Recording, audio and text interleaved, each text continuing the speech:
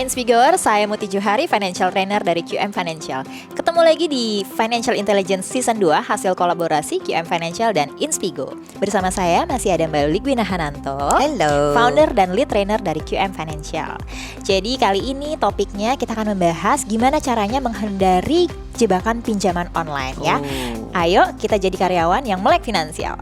Nah Mbak Wina, belakangan ini aku sering dengar kabar dan ada juga beberapa cerita dari teman ya bahwa banyak karyawan yang terjebak sama pinjaman online. Dan sedihnya adalah mereka tuh nggak cuma pinjam ke satu aplikasi, bahkan bisa belasan. Ya. Dan itu tentu saja utangnya akan bergulung-gulung terus dan aduh gimana ya Mbak ya kayak abis itu nanti didatengin ke HRD ya. iya dan ya akhirnya terus kemudian kayak kontak di handphonenya tuh kemudian bisa diakses oleh si pinjaman online dan kemudian jadinya ya kemana-mana ini gitu loh. Bukan Ketahuan cuman kemana-mana. mitos, bukan cuman cerita doang. Ini udah kejadian-kejadian yang aku udah mulai temukan di lapangan, kasus-kasus dan curhat-curhat DM orang di medsos aku udah mulai tentang Oh ini. Mbak Wina dicurhatinnya begitu ya? Iya, untungnya sih udah nggak pada nanyain lagi alat kontrasepsi ya. Setelah aku main film jadi dokter kandungan tuh suka ada juga yang nanya kayak gitu, nggak banyak kan sih tentang finansial. Nah yang menarik adalah yang curhat tuh dari dua sisi, Mood. Dari sisi si karyawannya yang kena jebakan pinjol ini, tapi juga dari sisi HRD-nya gitu. Divisi yang paling dekat sama karyawan yang akhirnya jadi bumper kalau debt collectornya datang, debt collectornya telepon, debt collectornya mengganggu misalnya bosnya. Karena gini, si pinjol aplikasinya itu kan ngerekam kontak list kita. Jadi kalau aku misalnya punya pinjol, aku tuh tik izin si pinjolnya boleh di aplikasinya untuk mengakses kontak. Jadi kalau sampai aku ngemplang nggak bayar utangnya, maka kontak list yang paling atas yang akan dikontak duluan. Kita kontak list paling sering kita kontak siapa sih? Kan bos kita kan di kantor nih ya, kan rekan kerja kita, lebih parah lagi klien kita loh. Iya. Jadi kebayang nggak kalau nanti misalnya nih aku sama Muti, terus misalnya Muti punya pinjol, yang akan pertama kena ya aku, karena yang paling sering ngobrol sama Muti. Nanti dapat SMS nih aku, hey kamu kasih tahu sama si Muti, kalimatnya tuh kayak gitu dan pakai maki-makian ya. Dari PT Anu dia sudah tidak bayar pinjaman online-nya, hari ini jatuh tempo ada angkanya berapa juta. Kalau ya itu yang terima adalah bos, ya paling-paling bos marah. Rekan kerja ya paling-paling kesel, terganggu. Klien akan mengganggu juga reputasi perusahaan. Jadi akhirnya dua-duanya tuh udah curhat nih. Si karyawannya curhat karena memang dia stres banget soal utangnya. HRD-nya juga curhat karena ini udah ganggu reputasi perusahaan, ganggu hubungan antar teman dan lain sebagainya. Oke.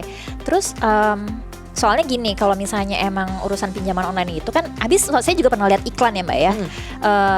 Bahkan mereka tuh udah nyasar ke asisten rumah tangga gitu. Iya. Jadi kan lucu banget. Bahkan nggak cuma karyawan gitu yang dikejar.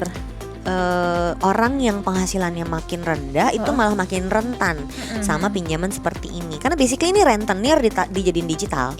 Jadi kan masif banget hasilnya. Zaman dulu aku ketemu kasus-kasus finansial yang horor kalau urusannya utang itu biasanya ke kartu kredit, ke KTA.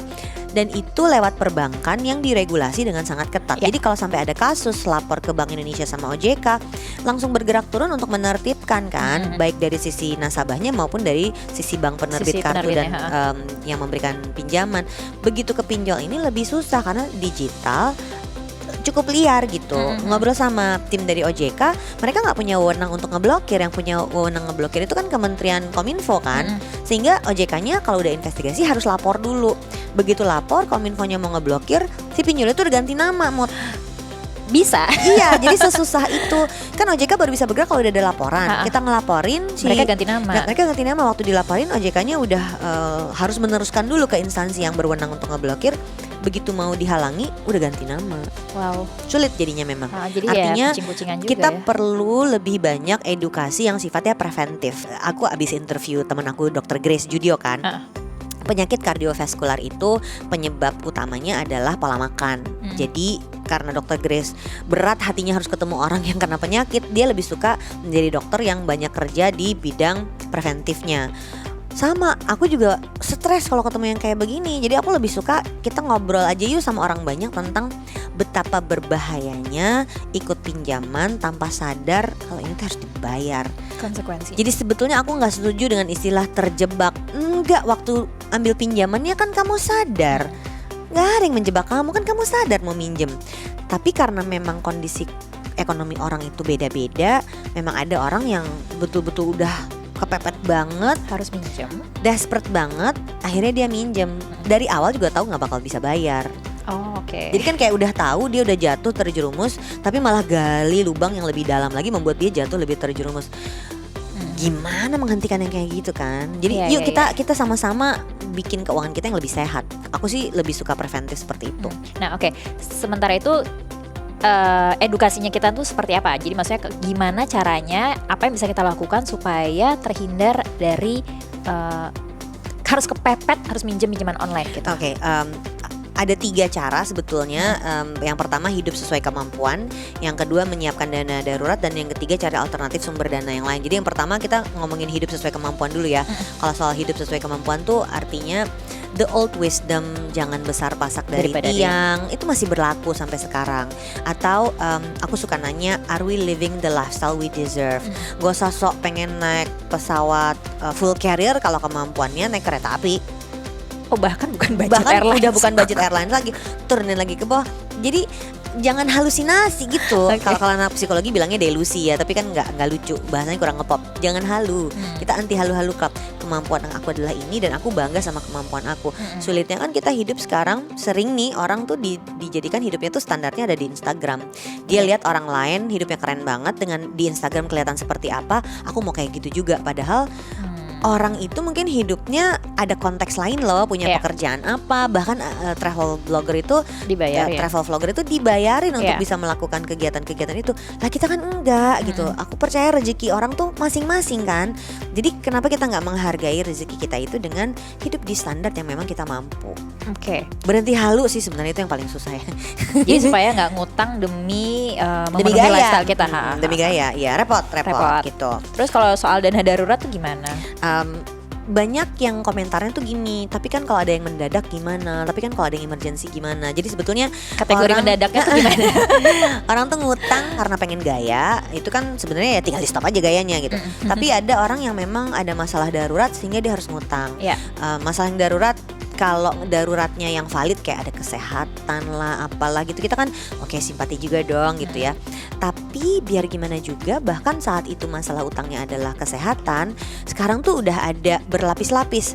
Pertama BPJS BPJS kesehatan, kesehatan. yang kedua asuransi kesehatan dari kantor, yang ketiga asuransi kesehatan Individu, swasta. Belum nyiapin dana buat backup cash kita, mau bentuknya dana darurat atau dana kesehatan pensiun, dan yang terakhir kita bisa juga nyiapin asuransi penyakit kritis.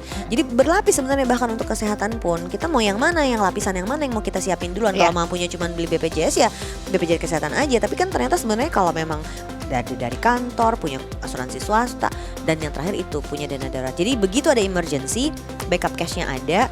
Tapi memang untuk kita bisa punya backup cash yang kuat, punya dana darurat, keuangannya harus sehat. Iya. Nah, orang yang udah gali lubang tutup lubang itu dari awal udah nggak sehat keuangannya. Jadi memang solusinya nggak pernah gampang kalau orang yang kayak gitu. Jadi yang pertama tadi beresin lifestyle kita, hidup sesuai kemampuan. Yang kedua adalah selalu punya backup dana darurat. Jadi begitu keuangannya goyang, ada darurat, pegangannya tuh erat lewat dana darurat gitu. Ya, oke. Dan ingat aja ya, dana darurat itu segala sesuatu yang nanti kita pakai kalau kondisinya memang terjadi mendadak dan tidak direncanakan ya Mbak ya. Ya, bukan seperti liburan mendadak dan tidak direncanakan ya, Mut. Aduh ya Allah, kenapa sih kok gue terserang? Meliriknya merasa langsung diserang. ke Muti. Oke, yang ketiga berarti untuk urusan Mencari sumber utang-utangan, dana. cari sumber dana lain Misalnya gimana? amit-amit nggak Cek punya dana neraca atau darurat gimana? atau nggak cukup, ya kita ngecek sumber dana kita. Sumber dana kita. Banyak kasus tuh aku ketemu, coba kita periksa dulu dia punya apa aja sebetulnya. Asetnya ya. Ternyata oh enggak, dia punya asuransi yang udah 3 tahun, udah 6 tahun, ternyata ada saldonya loh. Orang tuh suka ikut ada asuransi, nilai tunai gitu ya. ada ikut asuransi, terus lupa ternyata asuransi itu ada investmentnya yang selama ini tidak digunakan. Ini udah emergency nih, kita udah benar-benar jadi keset kerak neraka nih, udah utang mengerikan nih. kalau udah seperti itu kan kita harus mengupayakan semua aset kita untuk beresin utang itu segera. Periksa deh, siapa tahu kamu ternyata punya asuransi yang ada nilainya, itu bisa dicairin. Aku sering banget ketemu orang datang bawa polis asuransi segini gitu ya, terus aku harus bukain satu-satu, terus aku tanya saldonya berapa, dia nggak tahu. Lalu bayar terus tiap tahun tapi nggak tahu saldonya. Aku suruh telepon satu-satu untuk ngecek saldo. Siapa tahu itu bisa dicairin dan melunasi utang-utang. Next, siapa tahu memang punya tabungan, punya deposito. Di beberapa kasus bahkan sampai ada yang, oh iya ya, aku kan punya tanah, punya sawah keluarga yang ya sayang sih kalau harus dijual, tapi ini udah desperate kan. Daripada harus ngutang, bukankah lebih baik yang seperti ini yang dibereskan gitu. Jadi harusnya bisa ngecek lagi dulu asetnya ada apa aja yang bisa dilikuidasi dulu untuk melunasi utang-utang. Dan itu sebenarnya kan hal sederhana ya, sadar kita punya apa aja akan membantu kita tahu kemampuan kita sampai mana. Jadi jangan dianggap remeh tuh pemeriksaan keuangan dalam financial check up. Iya, betul sekali. Sebenarnya Mbak ya, seberapa bahaya sih bunga pinjaman online itu? Tinggi banget, dan bahkan kalau ngobrol sama teman-teman di OJK yang sekarang menyebabkan orang pada putus asa, ada yang sampai desperate ingin mengakhiri hidup lah, ada yang sampai pisah sama pasangannya, sampai keluar dari pekerjaannya. Itu bukan fintech yang diregulasi. Jadi ini benar-benar istilah kasarnya pinjol liar yang nggak terdaftar di OJK, nggak ada izin. Ya namanya orang simpan pinjam, rentenir kan nggak ada izin, minjemin aja dia. Bedanya sekarang dia ada digital. Jadi kalau di asosiasi fintech itu mereka punya asosiasi, sangat sedikit yang sudah betul-betul terdaftar dan diakui sama OJK. Dan diatur. Mungkin ada 3.000 di luar sana yang betul-betul nggak bisa dikendalikan, liar. Jadi kalau orang bilang OJK ngapain dong? OJK udah meregulasi, tapi karena memang ini dunia yang sangat baru ya, untuk bisa satu-satu terdaftar dan diregulasi tentu akan sangat berbeda. Butuh waktu juga kan. Beda sama kalau mendaftarkan bank gitu kan beda gitu. Karena ini muncul kayak jamur gitu di mana-mana, tahu-tahu ada 3.000. Jadi sebetulnya peraturannya tuh tidak mengizinkan aplikasi untuk langsung baca contact list dan melakukan teror kepada orang-orang di contact list. Sebetulnya itu nggak boleh. Bunga yang sampai 50% sehari itu juga sebenarnya nggak boleh. Iya, aku tuh ketemu kasus yang SMS-nya bunyinya tuh gini, kalau hari ini jam 1 nggak dibayar utang 1 juta, utangnya 1 juta rupiah loh, 1 juta ini nggak dibayar, maka nanti harus bayarnya jadi 1,5 juta. Apa ini kan udah kayak blackmail ya gitu. Menurut aku tega banget dia bikin kayak gitu. Ya karena tidak ada mereka tidak ada di bawah wewenangnya OJK dan boro-boro diatur, dia mendaftarkan diri aja nggak niat gitu. Ini tentu saja nggak sehat untuk industri fintech yang sedang tumbuh, karena sebetulnya fintech yang lain yang disiplin ngikutin aturan OJK ada kan, tapi yang seperti biasa yang buruk lah yang akan nongol duluan dan efeknya mengerikan. Giving it bad names gitu ya. Oke. Ih, serem banget ya. Jadi pokoknya kita udah belajar nih ya teman-teman, Inspigoers, gimana caranya kita menghindar dari pinjaman online, dan semoga nggak ada lagi yang terjebak. Meskipun terjebak tadi aja udah nggak cocok kalimatnya, karena sebenarnya kita harusnya bertanggung jawab sama keputusan yang kita buat. Ayo kita melakukan usaha preventif ya. Jadi kayak gaya hidup sehat di badan itu dipraktikkan juga di gaya hidup keuangan kita. Oke, itulah sabdanya Mbak Wina ya, didengerin ya teman-teman ya. Oke, semoga episode kali ini bermanfaat dan sampai jumpa di Financial Intelligence episode berikutnya. Dadah.